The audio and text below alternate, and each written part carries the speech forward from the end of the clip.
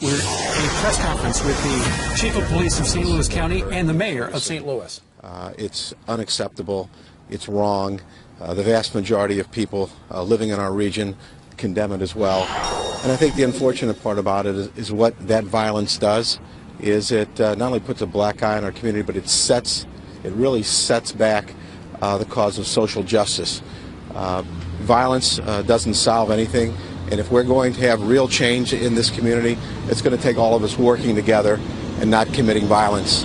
What happened in St. Louis City, largely peaceful protesting, but there was some violence as well. As you can see, walking up and down the street, a number of windows were broken. We had about 21 windows broken here in South Grand, about 7 windows broken in other places in the city of St. Louis. There were 21 arrests, 6 city violations, as well as about 15 felony violations. The chief's going to talk a little bit more about that. I will tell you that here on Grand Avenue, this is a very good community of a lot of people who care deeply about our city, who are investing in their community. They are working hard to really bring back this area of the city. They don't deserve it. People of our community do not deserve even this kind of violence that occurred in the city of St. Louis.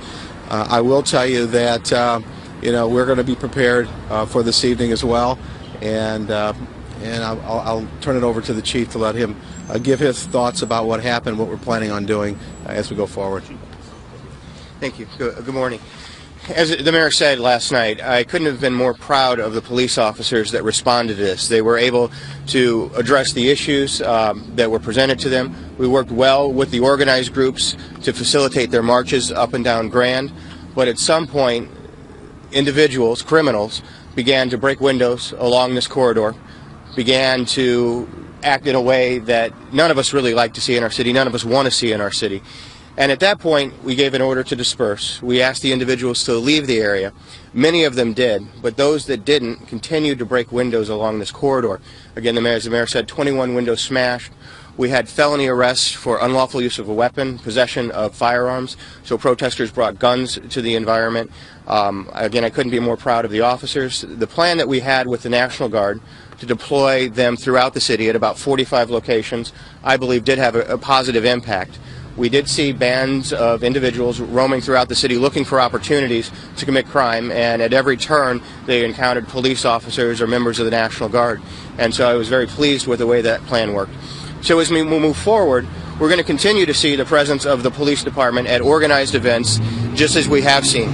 But you're going to see more of them. And very early on, because we know what's capable of happening in these crowds now, very early on you will see an intervention when we see criminal activity. We do not tolerate criminal activity. We do not tolerate window smashings, looting, crime associated with these. So while we support everybody's right to come out and have their voices heard, you will see a large police presence, and when crime starts, you'll see us an intervention much more quickly than we did last night. Were you disappointed the rules of conduct didn't hold better? Well, here's what I will tell you. First of all, I'm disappointed in all of the violence that occurred. And as the chief says, we don't tolerate violence. The people that were committing violence, the people who are looting, the people who are smashing windows, that's not protesting. That's criminal conduct. And it's even more than disappointed. I'm more than disappointed. I'm outraged by it, and it's something we're not, as the chief says, we are not going to tolerate.